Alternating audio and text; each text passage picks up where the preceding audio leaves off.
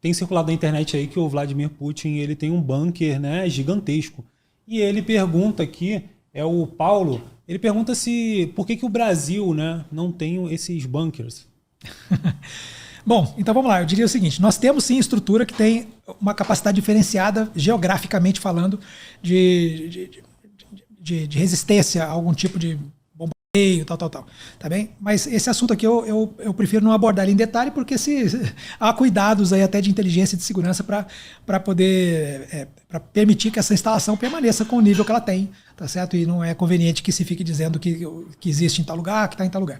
Tá bem? Mas existem instalações sim com cuidado um pouco já diferenciado em termos de geográficos, né? De não estar na superfície da Terra, por exemplo, etc, para permitir um mínimo de capacidade de se contrapor em caso de alguma ameaça que consiga fazer chegar a ela.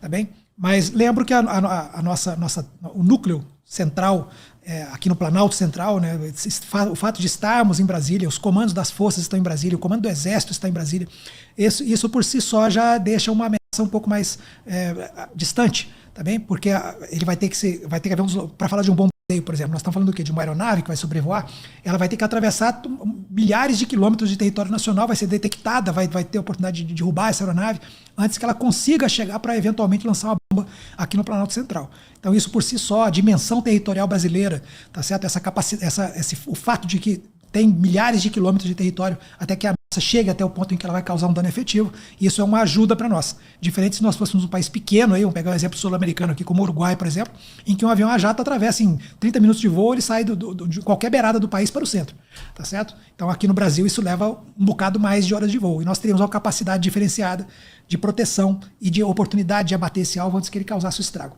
Tá? Isso entra na conta também. Tá? Agora é bom ter? É bom ter. Tem alguma coisa, tá bom? Tá certo. Eu ia aprofundar mais a pergunta: quanto tempo que possivelmente um ataque ele chegaria e seria detectado da costa ou das fronteiras do Brasil até Brasília aqui? Se nós falarmos aí de um caça supersônico que vai bater velocidade do som, tá certo? E conhecidas as dimensões continentais que nós temos aí, vai dar o quê? 1.000 quilômetros, 1.500 quilômetros por hora, tá certo? Nós temos aí que vencer uns 4.000 quilômetros para chegar no centro do Brasil, uma hora, duas horas de voo. Sim. Tá certo? Um avião a jato. Falado lá no que a Rússia tem um super foguete, assim... hipersônico. Algumas fontes dizem que é blefe, né? Mas... Não, eu tenho acompanhado e acho que essa arma já está disponível já.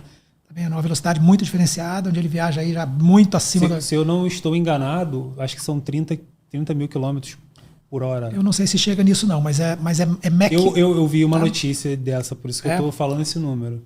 Assim, as velocidades de voo até Mach 3, Mach 4 são comuns em caças supersônicos, né? Em caças de última geração e tudo. 3, 4 vezes a velocidade do som. A gente está falando aí de 10 vezes a velocidade do som, já é bem complicado. 12, 15 vezes a velocidade do som. Mas pode ser. Pode ser possível, né? Pode ser. O Davi Mello, ele está querendo saber se o senhor já teve a oportunidade de operar com algum CIA. Aí ele falou que pouco se fala sobre a unidade de inteligência do Exército. Os SEALs. CIA. CIA. O CIE, sim. CIA. O Centro de Instrução... Centro de Inteligência do Exército. Tá certo? Perfeito. Sim, é a sede da inteligência militar no âmbito do Exército Brasileiro. Tá bem? Fica aqui em Brasília, isso não é mistério nenhum, não tem problema de falar sobre isso. Tá? Aqui no setor militar urbano, é uma unidade do Exército, tem placa na frente dela. Tá? O último comandante que saiu de lá era um oficial general da minha turma, o general Viana Filho, que hoje está em outro comando. Tá? E hoje tem um outro oficial general lá, um pouco mais moderno que eu. E sim, já trabalhei com elementos deles em várias ocasiões, especialmente nas operações de GLO. Não teve uma operação de garantia da lei da ordem que eu tenha conduzido, e eu já falei que conduzi 3 operações de GLO na minha carreira, tá certo? E participei de outras, né? Não teve uma operação dessa que eu tenha conduzido que não tenha tido acompanhamento presencial de equipes do Centro de Inteligência do Exército. Para dar um exemplo de emprego que eu vi, que eu coordenei, que eu comandei o elemento de inteligência que foi mandado de Brasília para fazer o trabalho comigo, junto com outros da área. Não quer dizer que o cara vem de Brasília e faz tudo sozinho. Ele agrega elementos regionais, até porque a inteligência tem essa vertente de usar o conhecimento local, né? Tá bom? Perfeito. Um camarada aqui chamado Vitor Jucá. Boa noite, senhores. Como você observa o risco das guerras cibernéticas? Estamos o tempo todo sofrendo essas ameaças, mesmo que não seja visível. O estrago de um ataque bem sucedido pode ser pior do que um ataque comum de tropas. Ok. Boa noite, Vitor. Obrigado aí. Tá? Sim, enxergamos isso. É uma das vertentes aí mais problemáticas no combate moderno. Tá certo? Para que nós possamos ter uma capacidade de defesa mais acentuada nesse aspecto aí, foi criado o Centro de Defesa Cibernética, um comando de oficial-general, tá certo? Ele é interforças, tá bem? Então podem participar dele integrantes da Força Aérea, da Marinha, né, gente muito capacitada. Estamos falando aí de engenheiros com formação na área, de pessoas com todos os cursos possíveis e com experiência, recrutada já com experiência nessa área, para que nós possamos ter uma massa humana em quantidade e com capacidade suficiente para lidar com essas ameaças. Várias ameaças que já se tornaram, que acabaram se concretizando e que se tornaram em ações, tentativa de ação contra a nossa estrutura cibernética nas Forças Armadas foram já detectadas, bloqueadas por conta do trabalho desse grupo de pessoas. Então, está tendo um cuidado sim no nível Forças Armadas. Começou com o Exército, tomou a dianteira e por conta disso até o Exército ficou capitaneando a estação até hoje. Tanto é que o oficial-general que é escalado para comandar isto é sempre um oficial-general do Exército Brasileiro e não da Marinha nem da Força Aérea. Ok? Perfeito. O Osmar Matias, boa noite, general. Conte-nos, por favor, como foi sua experiência em Florianópolis. Servi lá no 63 BI em 2017. Um grande abraço. Beleza. Obrigado, Osmar, pela dica. Ontem nós conversamos um pouco, eu expliquei que durante o meu comando em Florianópolis, eu comandei lá em 2009, 2010 e 2011, tá certo? Fui comandante do batalhão e estive no Estado-Maior da Brigada de Florianópolis, a 14ª Brigada, como oficial de operações no final de 2008, tá? Então, teve algumas experiências muito bacanas. Obrigado pela pergunta, tá? Uma muito bacana foi antes de eu assumir o comando do batalhão. Teve uma bacana em modo de dizer, porque foi trágico o negócio. Não sei se vocês se lembram, em 2008, nós tivemos no final do ano aquela enchente em Blumenau, aquela tragédia lá em Blumenau, grande, talvez tenha sido a última realmente tragédia lá em Blumenau, com muitas vidas perdidas e desabamentos, etc, etc. Eu estava no comando da brigada, eu era oficial de operações da brigada. Coordenei, junto com o general Pafiadashi na época, a ida da maioria das tropas que foi ajudar lá ao batalhão da cidade de Blumenau, tá certo? Que existe um batalhão do Exército lá. Fomos ajudar aquele batalhão a ajudar o batalhão a ajudar a Defesa Civil e nós todos resolvemos o problema, tá bem? Isso foi antes de eu assumir o comando. Logo depois eu assumi o comando do 63 BI, fizemos aquelas ações de preparação do batalhão que foi para o Haiti. No meu segundo ano de comando preparamos a companhia e no terceiro ano de comando, numa outra ida de tropa ao Haiti sucessiva, preparamos o comando do Brabate, do batalhão brasileiro que foi se fazer presente lá no Haiti. Então a preparação dessas tropas foi toda feita nos meus 2 últimos anos de comando. Alguém fala assim, poxa, você ficou 3 anos no comando, isso não é muito normal, geralmente o coronel fica 2 anos. É porque no meu comando no 63, nós fizemos uma coisa muito bacana. Assim que assumimos o comando, detectamos que a unidade tinha alguns problemas estruturais. Tá bem? Eram pavilhões muito antigos, tá? Da década de 40, alguns deles, 50, tá bem? E os telhados eram muito antigos, não eram trocados há décadas. E detectamos logo no começo que os telhados estavam em péssimo estado, estavam muito precisando de manutenção. E depois que nós fizemos a detecção e acionamos as unidades, o comando do Exército via comando da Brigada, né, para poder verificar a possibilidade de nos ajudar, apoiar na substituição, ocorreu um incidente lá dentro de um dos pavilhões, teve um desabamento de um dos pavilhões. Felizmente era um pavilhão que estava sendo usado, não era um alojamento permanente, então não tinha pessoas ali, até tinha alguém dentro, mas não se machucou ninguém com gravidade, não.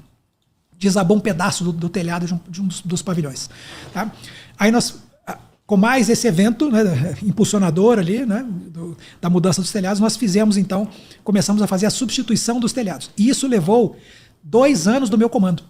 Poxa, quando nós trocamos o telhado do pavilhão de comando, eu passei 1 ano inteiro, 12 meses, comandando o 63 BI com o meu posto de comando na enfermaria do batalhão, no piso térreo do batalhão.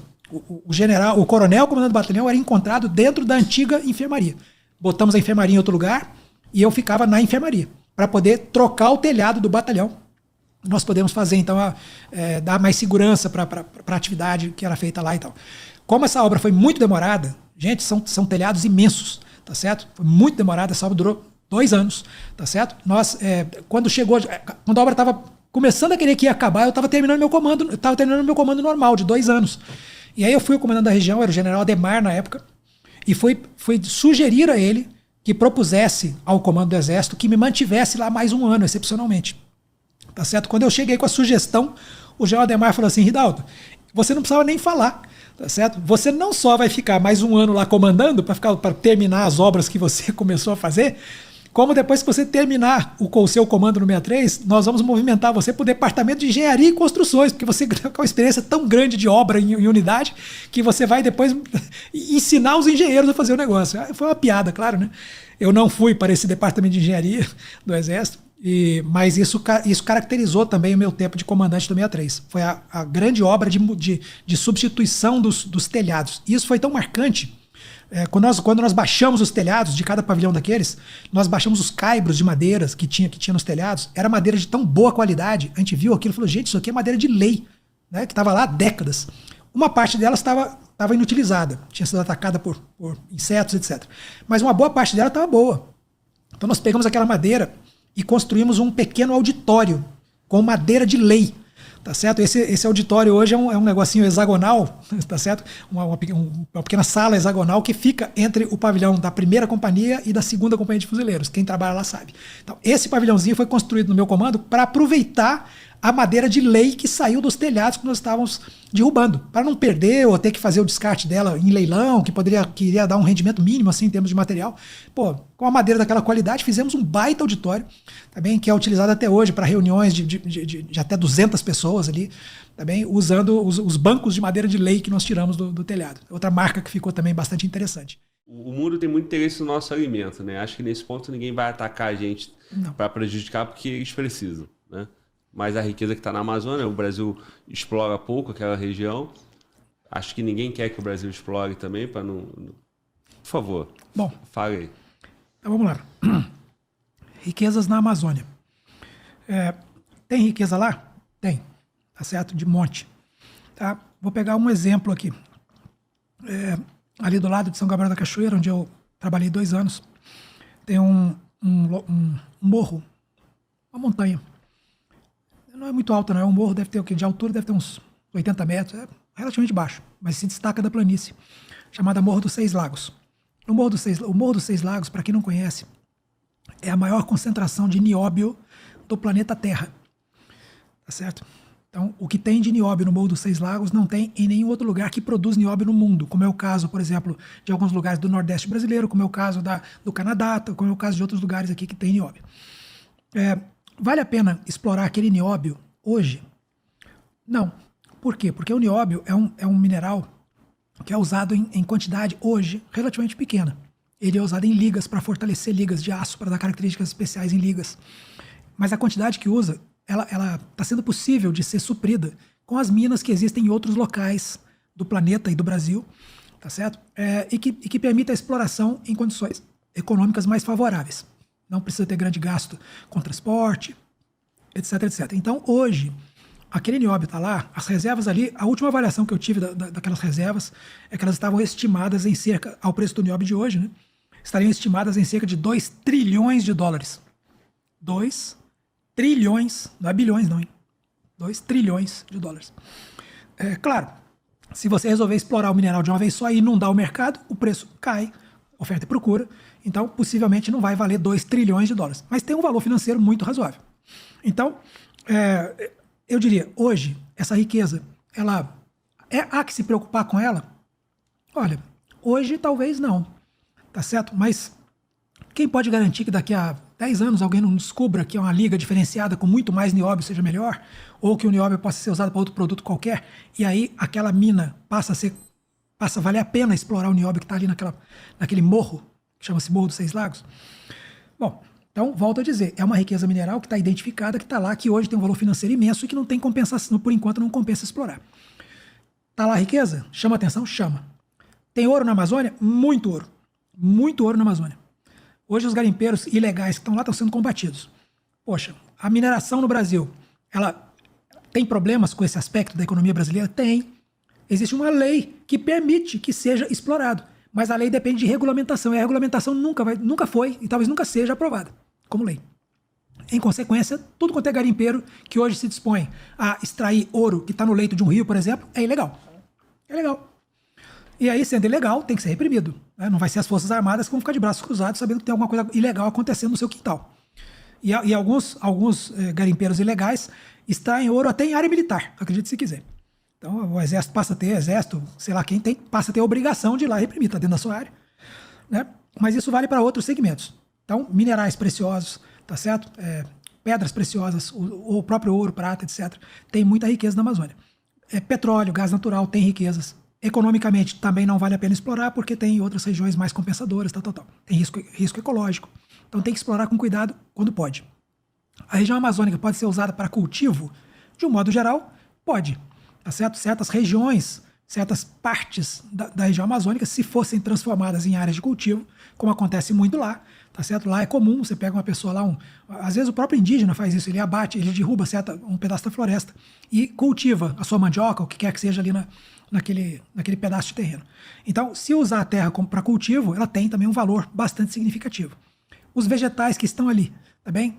Você tira certos fluidos, certos vegetais aí que tem um valor de ouro, tá certo? Na indústria hoje, multivariada, na indústria farmacêutica, nos cosméticos, etc, tá certo? Então você tem vegetais ali que bem explorados, podem oferir bastante recurso financeiro. Então tem muita coisa na Amazônia que chama a atenção. A defesa da Amazônia, ela é simples? Não, ela é extremamente complexa. Começa que as fronteiras que estão em volta da Amazônia, elas são muito permeáveis.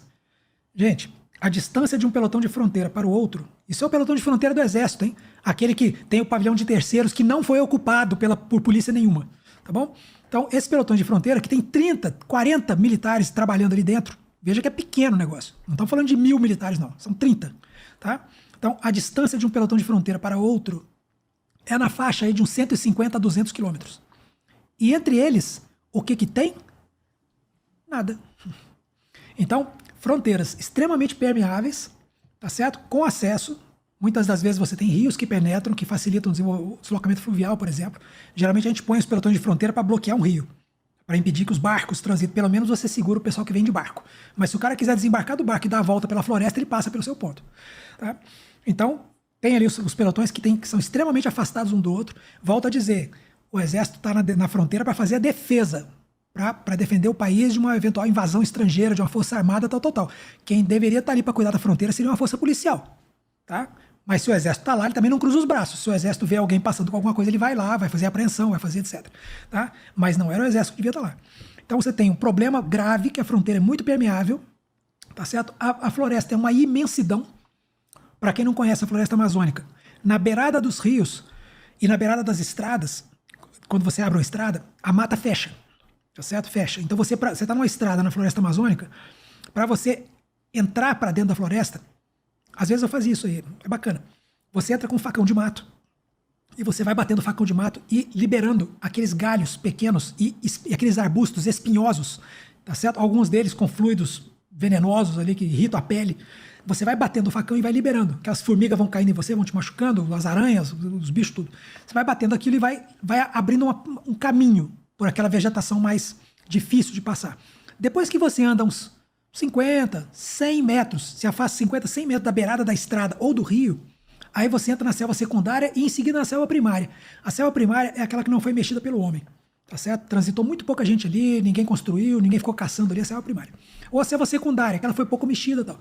Quando você entra nessas outras selvas, um pouquinho afastado das estradas, a selva, você anda nela sem se enroscar em nada. Tem uma árvore aqui, tem uma outra ali, você passa no meio das duas, tá certo? E você vai, meu amigo. Você anda dias ali, tá certo? Dias. Eu já fiz caminhada saindo da BR que vai para Cucuí, indo para Maturacá. São 70 quilômetros na selva.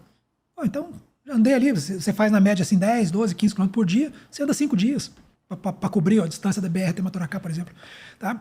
Então, para você para você andar na selva, volto a dizer, ela é muito permeável.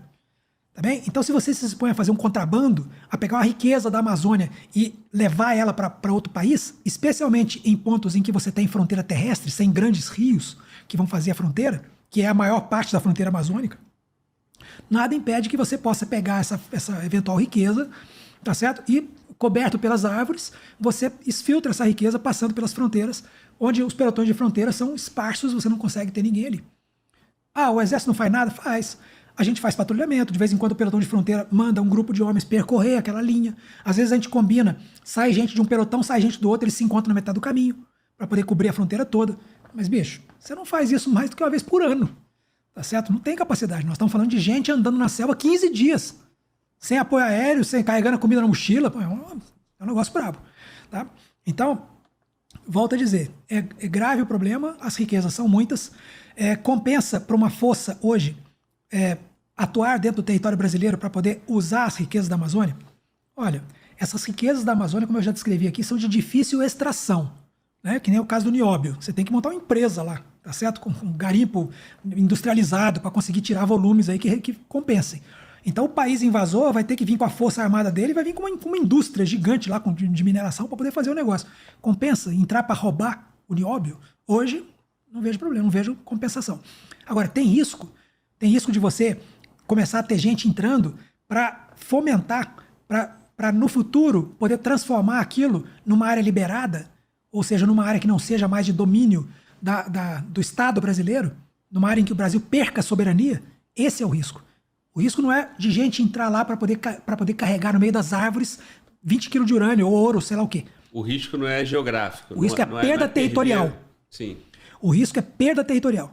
Tá certo? E o que hoje atua favorecendo esse grave risco de perda? Porque a partir do que você perdeu o território, perdeu, bicho. Ah, não é do Brasil mais, agora é do país tal. O país tal monta lá a indústria e leva o que ele quiser.